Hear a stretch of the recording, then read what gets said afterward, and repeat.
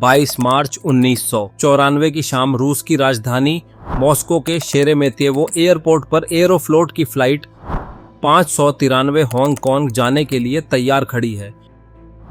इसकी मंजिल हांगकांग का मशहूर काई टाक एयरपोर्ट है। दोनों शहरों के बीच सीधा हवाई फासला करीब 7150 किलोमीटर था और सफर लगभग 9 घंटे का था। आज इस रूट पर एयरबस A310-304 लगाया गया था, जिसका रजिस्ट्रेशन नंबर FOGQS था।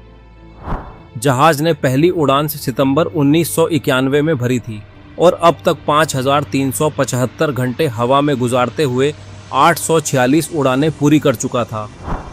इसमें कोई जानी पहचानी खराबी नहीं थी। बाहर से यह एक बिल्कुल आम फ्लाइट थी, मगर कुछ घंटों बाद इसके कॉकपिट में लिया गया एक फैसला अंदर बैठे सभी 75 लोगों की जिंदगी खत्म करने वाला था। फ्लाइट में 63 मुसाफिर और 12 क्रू मेंबर्स यानी कुल 75 लोग मौजूद थे। उन्हीं में 13 साल की याना और उसका 15 साल का भाई एल्डर भी थे। दोनों अपने पिता यारोस्लाव कुद्रिंस्की के साथ पहली बार विदेश जा रहे थे। बच्चों के लिए यह सफ़र खास था क्योंकि उनके पिता कोई आम मुसाफिर नहीं बल्कि इसी फ्लाइट के 3 पायलटों में से एक थे। उन्हें हांगकांग पहुंचने से पहले अपने पिता का कॉकपिट देखने का मौका मिलने वाला था। उस वक्त यह बात एक खूबसूरत याद जैसी लग रही थी। किसी ने नहीं सोचा था कि वही याद कुछ घंटों बाद ऐसे खौफ में बदल जाएगी जिसे दुनिया आज भी भूल नहीं पाई है।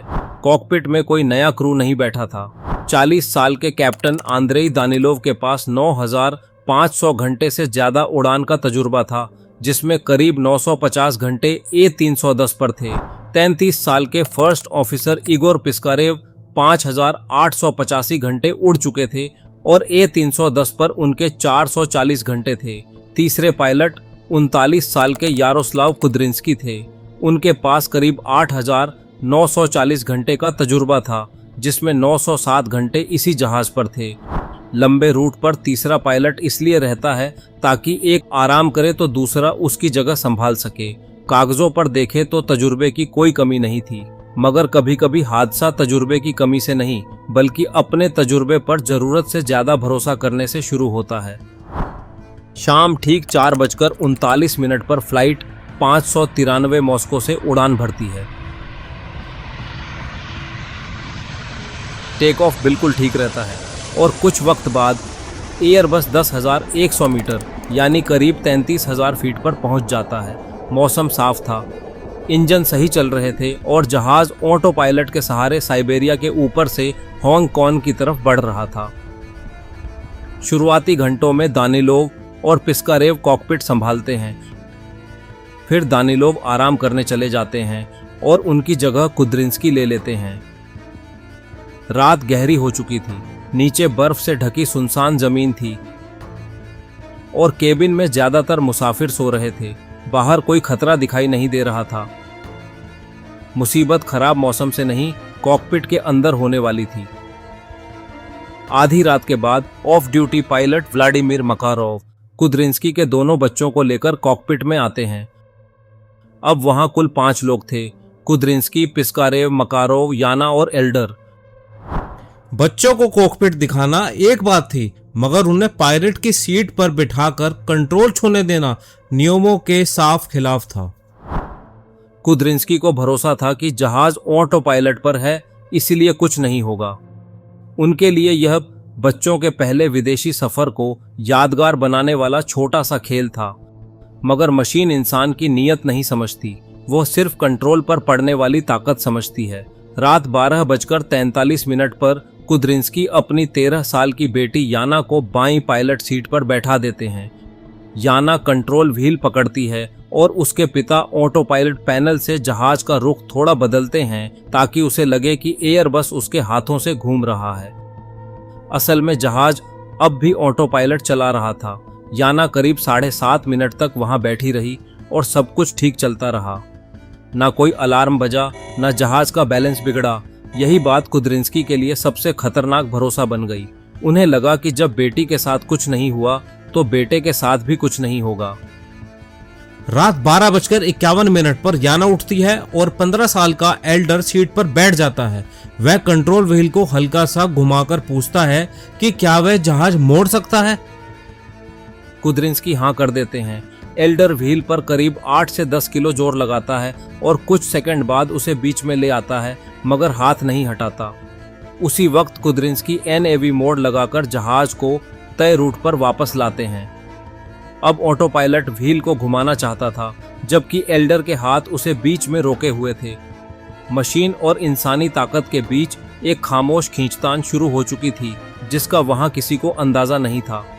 दबाव बढ़कर करीब 12 से 13 किलो पहुंचा तो ऑटो पायलट का रोल कंट्रोल अलग हो गया, यानी ऊंचाई ऑटो पायलट संभाल रहा था, मगर जहाज को दाईं या बाईं तरफ सीधा रखने वाला कंट्रोल अब उसके हाथ में नहीं था।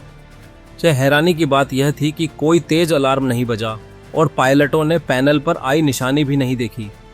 कंट्रोल व्हील थोड़ा दाईं तरफ रह गया और एयरबस उसी तरफ झुकने लगा। सबसे पहले एल्डर ने पूछा, जहाज घूम क्यों रहा है? पायलट करीब 9 सेकंड यही समझते रहे कि शायद जहाज अपने आप चक्कर लगाने वाले रूट पर जा रहा है। इतने में उसका झुकाव 45 डिग्री से आगे निकल चुका था। अचानक जहाज में तेज कंपन शुरू हुई। कुद्रिंस्की ने पिस्कारेव से जहाज संभालने को कहा, मगर उनकी सीट पीछे खिसकी हुई थी और कंट्रोल तक पहुंचने में कुछ सेकंड लग गए। तब तक एयरबस 80 से 90 डिग्री तक दाईं तरफ झुक चुका था। अंदर बैठे लोगों को अपना वजन दोगुना महसूस हो रहा था और जहाज तेजी से नीचे गिरने लगा। पिस्कारेव ने उसे सीधा करने की कोशिश की, मगर ऑटो पायलट उसकी नाक ऊपर उठा रहा था। जहाज का झुकाव बढ़ता गया और पंख हवा में अपनी पकड़ खो बैठे। अगले ही पल एयरबस स्टॉल में गया और उसकी नाक करीब 50 डिग्री नीचे गिर गई। अब फ्लाइट 593 खतरनाक डाइव में थी। पिस्कारेव ने किसी तरह जहाज को सीधा किया, मगर डाइव से निकालते वक्त कंट्रोल बहुत जोर से पीछे खींच दिया। एयरबस तेजी से ऊपर चढ़ा और अंदर 4.6 से 4.7 G तक दबाव पड़ा। फिर उसकी रफ्तार गिरकर करीब 100 से 120 नॉट रह गई और जहाज दूसरी बार स्टॉल में चला गया। इसके बाद बायन रडर करीब 8 डिग्री लगाया गया, मगर एयरबस घूमते हुए स्पिन में फंस गया। बाहर घुप अंधेरा था, सामने जमीन दिखाई नहीं दे रही थी और हर गुजरते सेकंड के साथ जहाज की ऊंचाई खत्म होती जा रही थी। आखिरी पलों में पायलट एयरबस को स्पिन से काफी हद तक निकाल लेते हैं और जहाज के पंख लगभग सीधे हो जाते हैं, मगर तब तक फ्लाइट 593 हजारों मीटर नीचे आ चुकी थी। नीचे कुजनेत्स्क अलाताऊ का पहाड़ी इलाका था और बचने के लिए ना ऊंचाई बची थी ना वक्त। कंट्रोल बिगड़ने से टक्कर तक सिर्फ 2 मिनट 6 सेकंड गुजरे। रात करीब 12:57 पर जहाज मेजदुरेचेंस्क से करीब 20 किलोमीटर दूर पहाड़ियों से टकरा गया।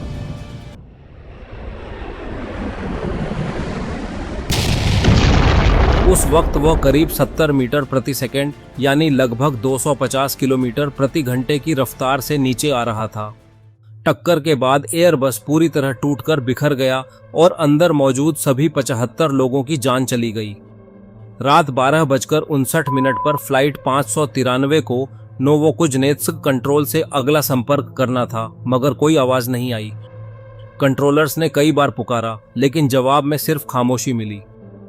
रडार से जहाज का निशान गायब था और कोई मेडे कॉल नहीं आई थी। हादसे की जगह दूर पहाड़ी जंगल में थी, इसलिए तलाश करने वाली टीम को वहां पहुंचने में वक्त लगा।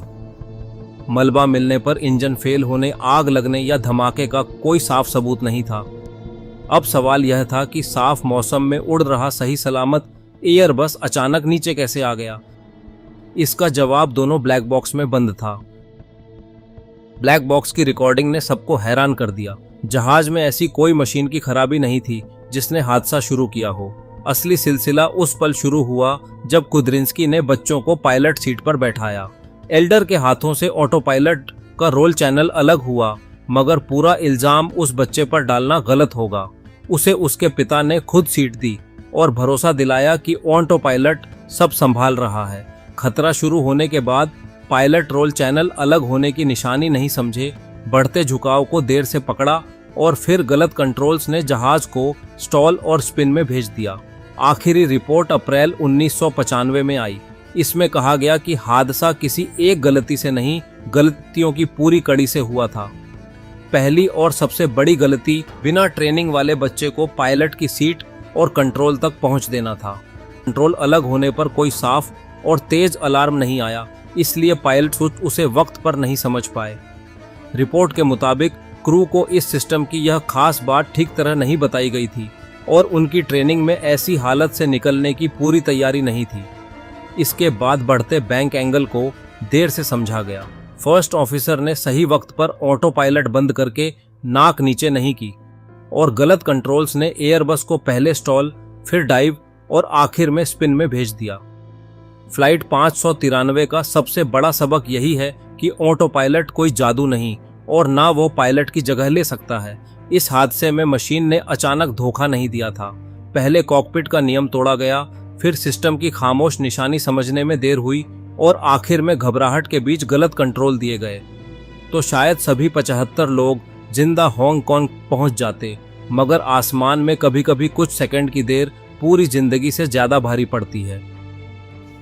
अगर आपको लगता है कि फ्लाइट 593 का यह हादसा खौफनाक था, तो स्क्रीन पर दिखाई दे रही अगली वीडियो भी एक ऐसी ट्रेन की है जो बिल्कुल सही हालात में मंजिल की तरफ बढ़ रही थी, मगर रेलवे से हुई कुछ गलतियों ने उसे चंद मिनटों में मौत के सामने लाकर खड़ा कर दिया।